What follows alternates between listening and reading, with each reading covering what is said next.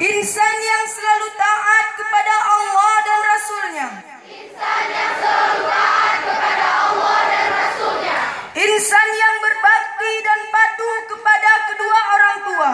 Insan yang berbakti dan patuh kepada kedua orang tua.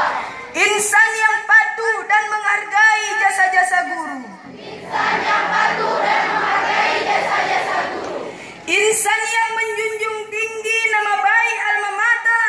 Insan yang menjunjung tinggi nama baik alma mater. Dalam perkataan, sikap dan perbuatan. Dalam perkataan, sikap dan perbuatan.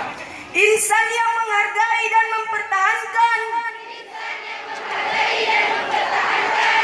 Serta mengabdikan ilmu pengetahuan yang diperoleh. Serta mengabdikan ilmu pengetahuan yang diperoleh. Untuk membangun agama, nusa dan bangsa. Untuk membangun agama, nusa dan bangsa.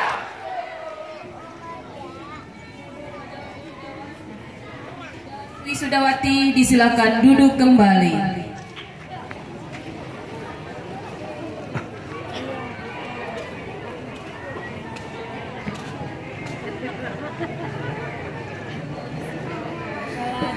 Berikut kata-kata perpisahan yang disampaikan oleh Meilizia Rahma. Disilakan.